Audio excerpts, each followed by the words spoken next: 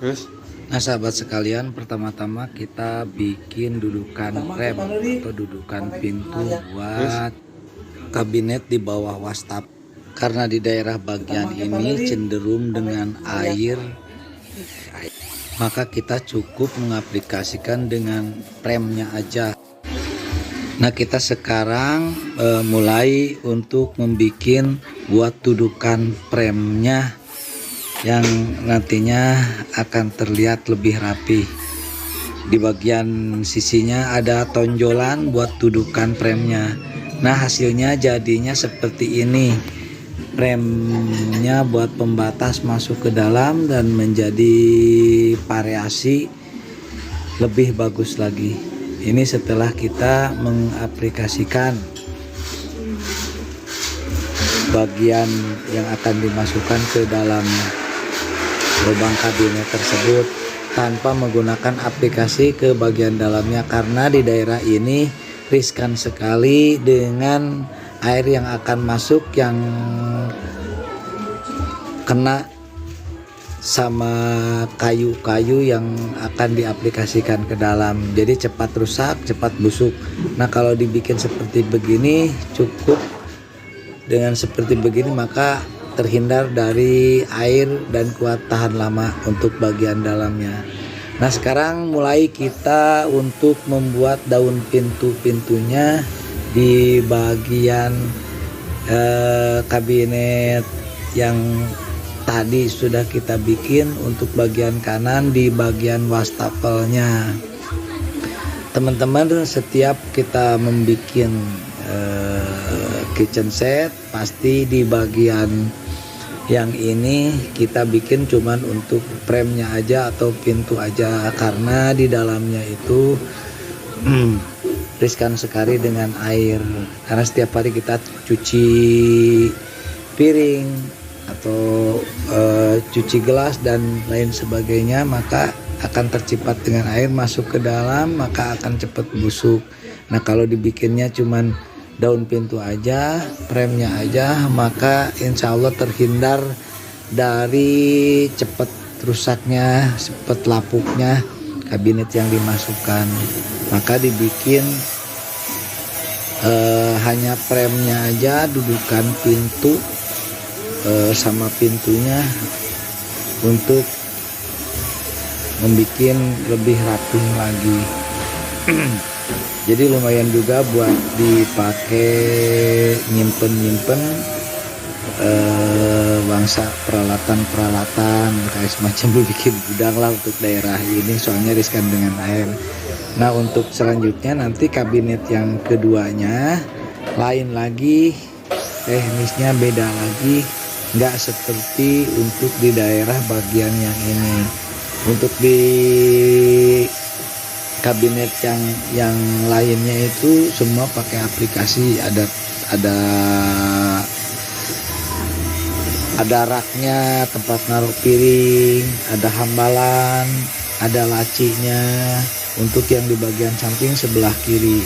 Nah kita fokus dulu untuk sekarang membuat untuk di bagian yang sebelah kanan dulu,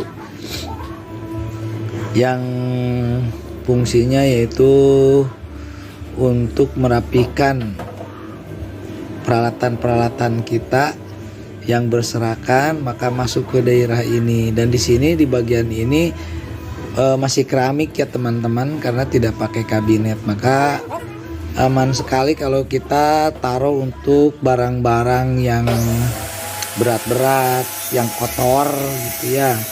Kalau untuk di bagian yang aplikasinya kan itu sudah bersih semua, sudah putih-putih, sudah rapi. Maka kalau kita taruh untuk benda-benda yang kotor-kotor, ditaruhnya di daerah sini teman-teman, di daerah di bawah wastafel. Maka sengaja kabinetnya tidak dipakai aplikasi ke dalam, karena satu itu, keduanya lagi ada bagian yang menonjol itu paralonnya, jadi nggak bisa masuk ke situ, ada yang terhalang. Nah teman-teman, kita sekarang mulai membuat daun pintunya dengan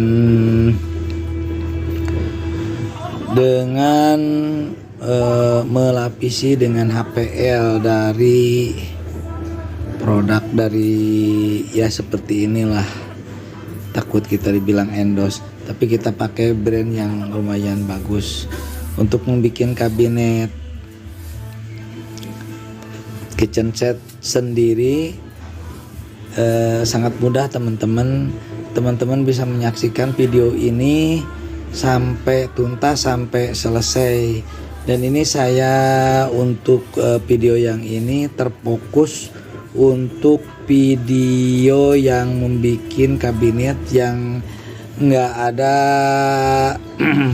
aplikasi ke dalam, khusus untuk bagian samping sebelah kanan aja yang di daerah cenderung riskan dengan air. Ini akan kupas tuntas habis, makanya tonton videonya sampai selesai dari mulai part 1, part 2 sampai part 3. Nah, kita fokus di part 1 ini untuk membuat kabinet yang sebelah kanan dulu. Ini yang sebelah kanan kita fokuskan dulu biar teman-teman semua paham gimana cara bikinnya, gimana cara merapikannya. Nah, jangan ketinggalan, nanti untuk part 2 aja kita kupas tuntas lebih detail lagi gimana cara bikin frame, gimana cara merapikan laci, gimana cara mengaplikasikan dan memasang rel laci, mengaplikasikan hidrolik untuk bagian atasnya. Silakan simak teman-teman, tonton video ini sampai habis, dan kelanjutannya juga mudah-mudahan teman-teman masih bisa berlanjut untuk melihat atau menonton video saya yang selanjutnya nanti di part 2. Kenapa saya tidak tuntas kupas habis di bagian 1 sampai part 3-nya untuk bagian yang kabinet yang sebelah kanan, kabinet sebelah kiri, terus kabinet atas. Karena video ini terlalu panjang dan mungkin akan terlalu sempit untuk menjelaskan sampai sedetail mungkin. Maka teman-teman tunggu video saya selanjutnya untuk part yang kedua tentang pembikinan kabinet sebelah kiri dan yang sebelah atas. Jangan lupa teman-teman tonton video ini sampai habis, dan jangan lupa di like, di subscribe untuk menonton video di part selanjutnya yang part 2 dan part 3-nya. Nah, ini teman-teman, sekarang kita udah mulai mengaplikasikan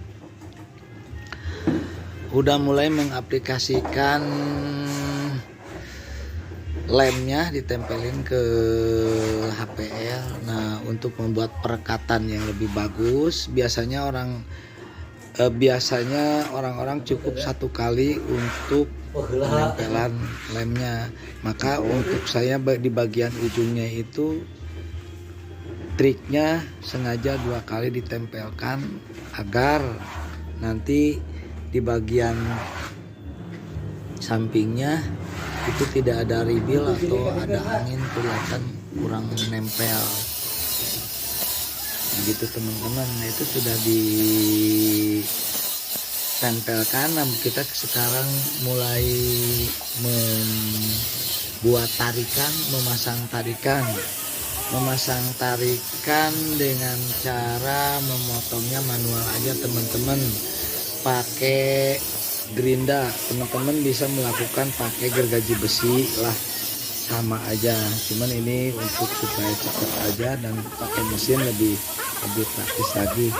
Kalau untuk ingin lebih rapi-rapi, pengen lebih rapi lagi, itu bisa menggunakan gerinda yang pakai mesin yang gede, pakai tangan ke bawah itu yang gerinda gede, maka hasilnya sangat lurus sekali. Nah, ini teman-teman, kita sekarang sedang merapikan bagian tarikan dimana tarikannya itu yang tarikan stainless atau aluminium di bagian atasnya yang panjang. Nah, kita butuh rapi teman-teman untuk daerah ini supaya kelihatan presisi. Maka kita bisa menggerindanya supaya kelihatan itu bekas ribilan-ribilannya itu habis.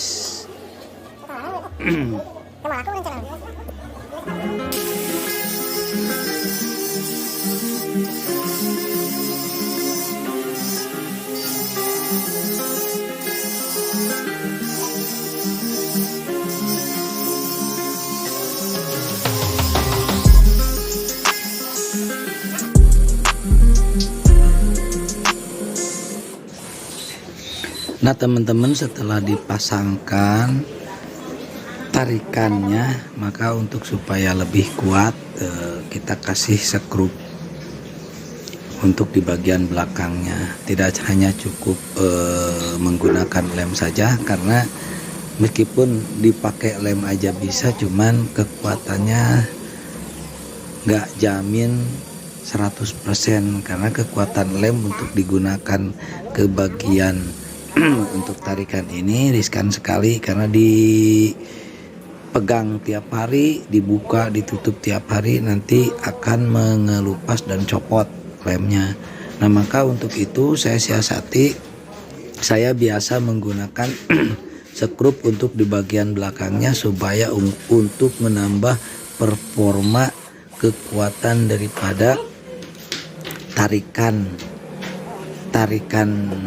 yang full ini, supaya aman dan tahan lama.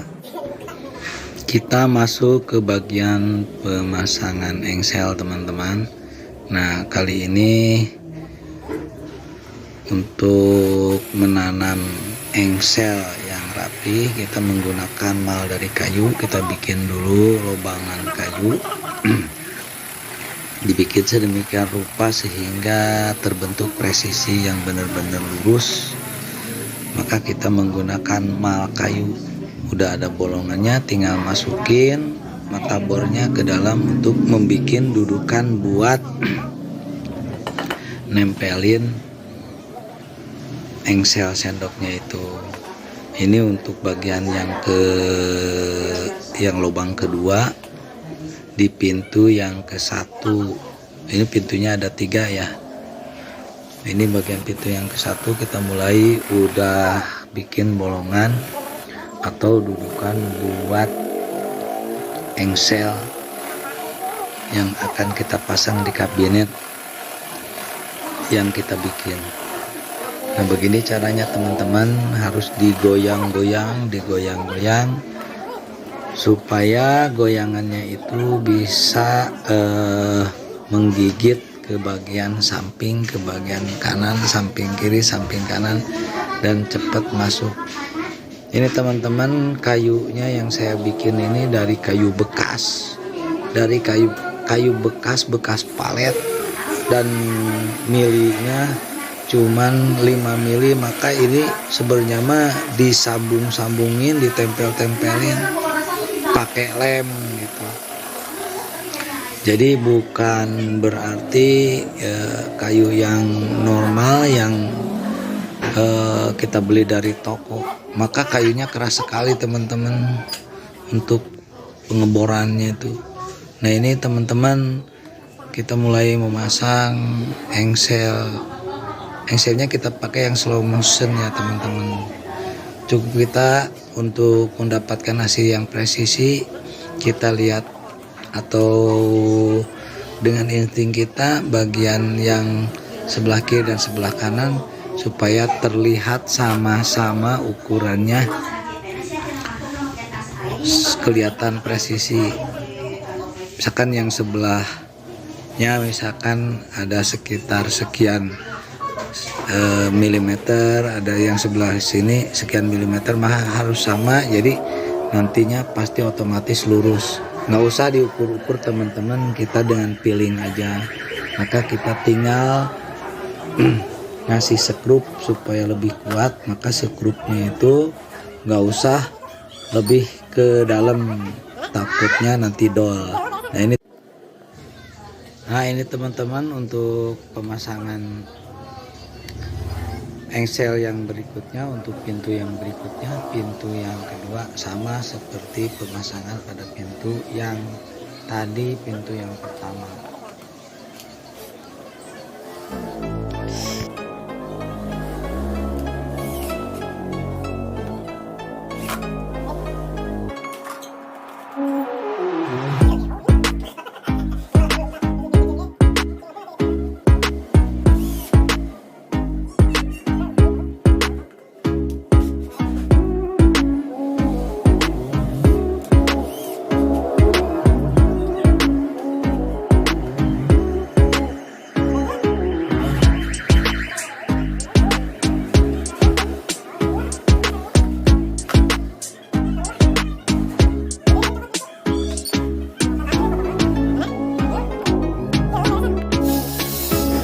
Nah ini teman-teman untuk pemasangan tarikannya untuk pintu yang kedua sama seperti pemasangan tarikan untuk pintu yang pertama.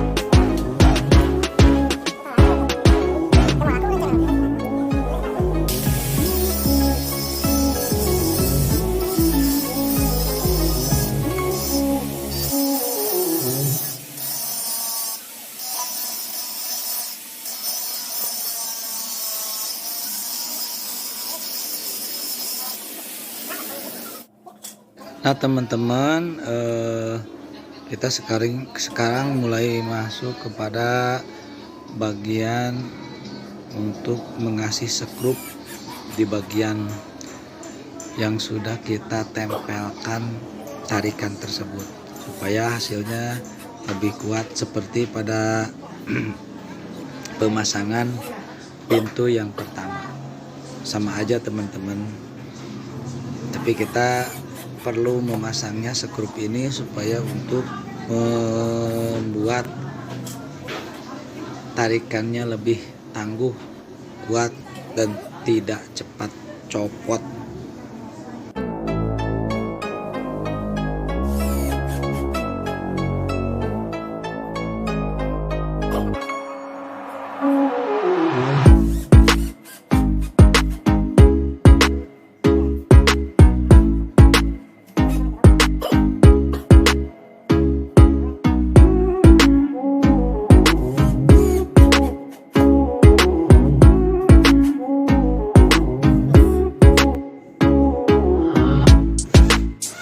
Nah teman-teman, sekarang kita masuk ke bagian pemasangan engsel, dipasangin ke dalam kabinet.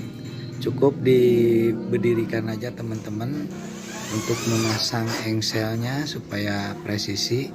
Dan jangan lupa teman-teman harus mengganjalnya berapa mili untuk bagian yang sampingnya supaya itu ada spare, bisa nutup dan tidak rusak. Dan jangan lupa teman-teman, setelah kita memasang skrup, kita setel dulu untuk skrupnya, untuk bautnya, biar nanti bisa ditutup dan tidak merusak pada HPL, pada bagian HPL yang sudah dipasang bagian ujungnya itu biasanya suka ada crack kalau misalkan itu belum disetel. Nah kita setel dulu supaya longgar, supaya bisa masuk.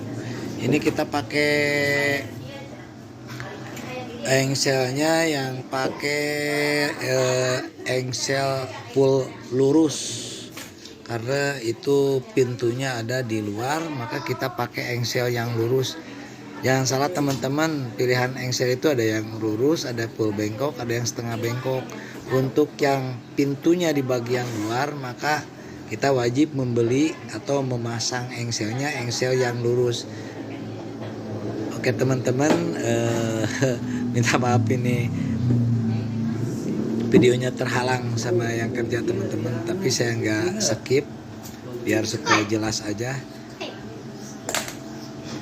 Karyawannya ngerokok dulu teman-teman. Nah ini tangannya juga bikin kita kagok, tidak bisa melihat. Yang jelas kita pokoknya ini sedang merapikan atau menyetel bagian untuk setel bagian yang bautnya untuk supaya cukup masuknya. Nah ini teman-teman untuk pintu yang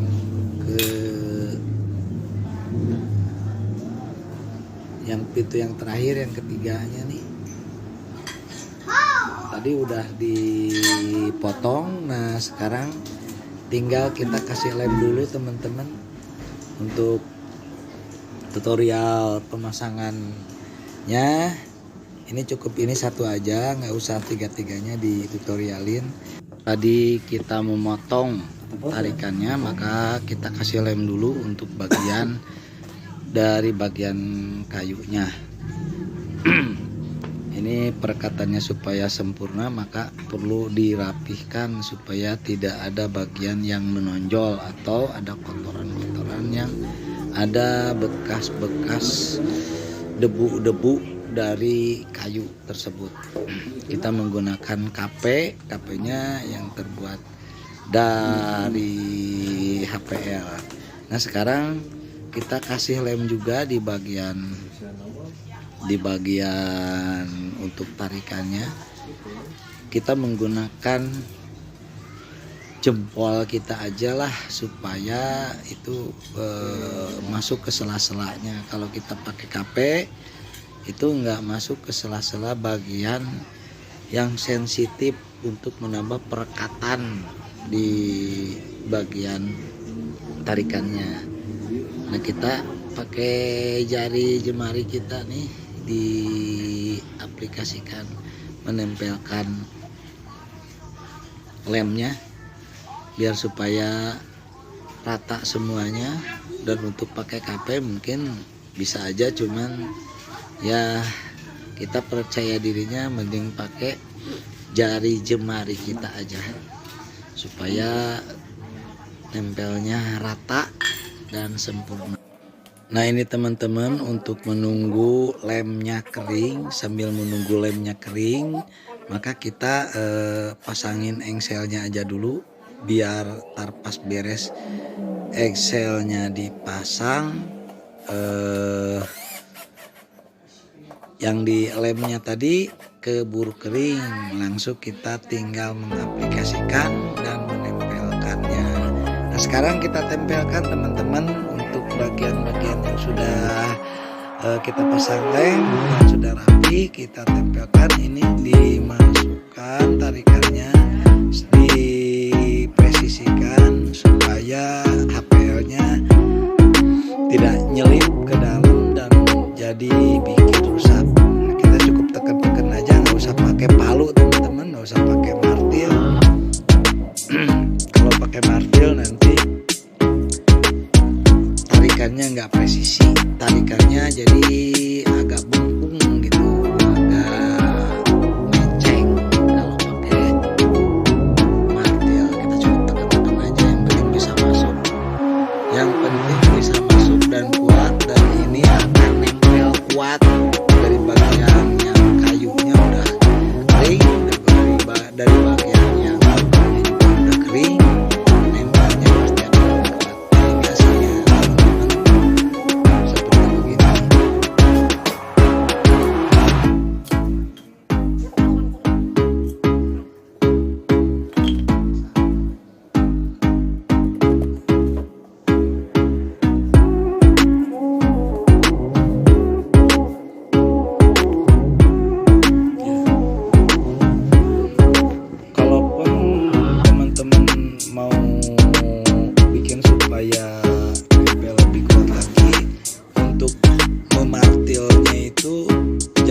di bagian atasnya supaya nggak menumpuk. Coba kita masukin kayunya ke dalam. Nah, kita pakai martil di supaya atasnya bisa supaya lebih kuat bulat perataannya. Jadi teman-teman, sudah seperti ini, sudah lumayan kelar, tinggal kita kasih sekop lagi di belakangnya. Jika terlihat kurang rapat, maka dipukul lagi pakai palu dan menggunakan kayu supaya logamnya tidak rusak. Udah teman-teman, tinggal kita kasih sekrup aja untuk di bagian tarikannya. Kita kasih sekrup lagi teman-teman biar kuat, seperti video yang bagian pintu yang satu, bagian pintu yang dua, sama aja teman-teman. Silakan teman-teman tonton video ini sampai habis supaya jadi lebih jelas.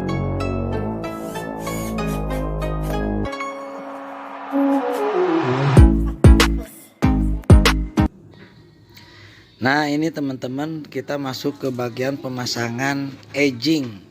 Untuk pemasangan edging teman-teman, saya di sini menggunakan PVC aja, menggunakan dekosit.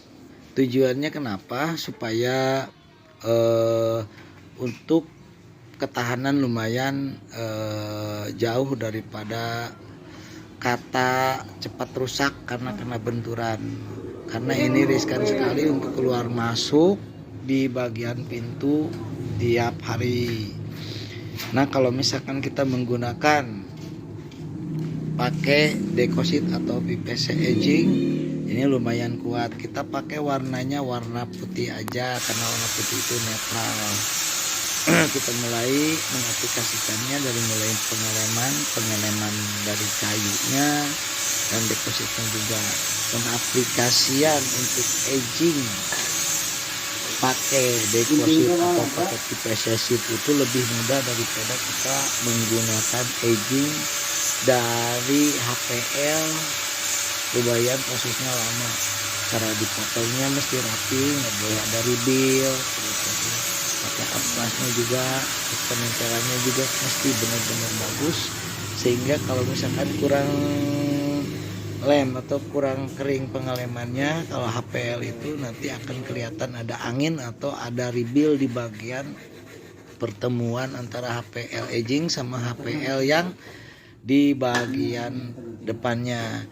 Tetapi untuk menggunakan PVC sheet ini terhindar dari semuanya itu, dan permukaan ujungnya dari edging tersebut pasti akan benar-benar nempel sempurna dan rapi, karena edging PVC ini teksturnya benar-benar lembut dan tipis. Maka kita tinggal mengepresnya pakai kayu sama pakai kain, cukup untuk menempelkan dengan benar-benar kerapatannya luar biasa bagus, dan ini tahan lama.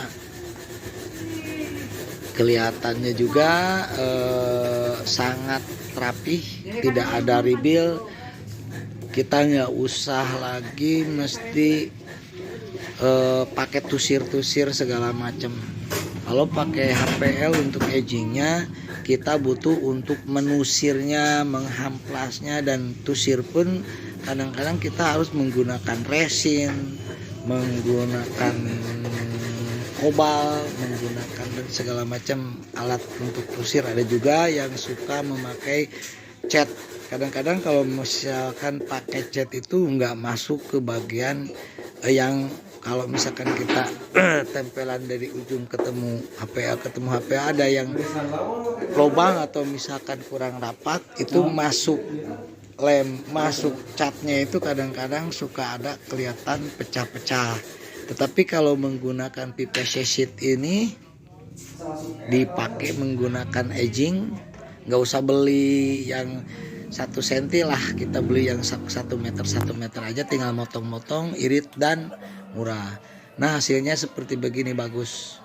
Kita masuk ke bagian pemasangan engselnya lagi nih. Pemasangan engsel dimasukin ke dalam kabinet setelah aplikasinya semua selesai dipasang,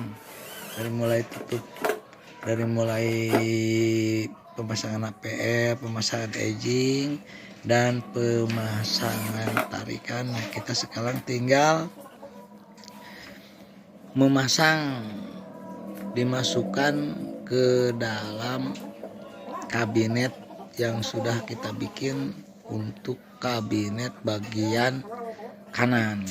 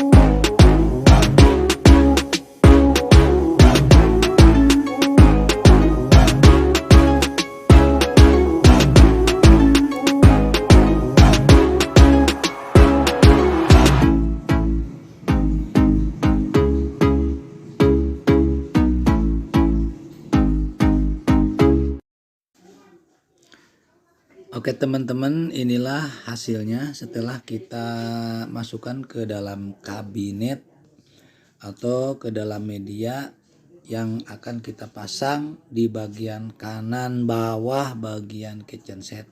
Dan ini pintunya slow motion teman-teman, jadi nggak usah capek-capek ribet-ribet masukin ngejeblak gitu, ada suara nggak ada.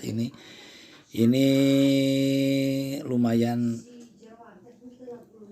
jalannya itu pelan dan bisa nutup sendiri. Nah ini teman-teman, saya ucapkan banyak terima kasih yang sudah menonton, yang sudah subscribe. Saya doakan yang sudah subscribe semoga tambah rezekinya, panjang umurnya, dilindungi oleh Allah Subhanahu wa Ta'ala. Terima kasih sudah menonton.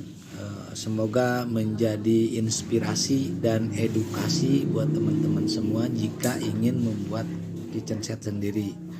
Assalamualaikum warahmatullahi taala wabarakatuh.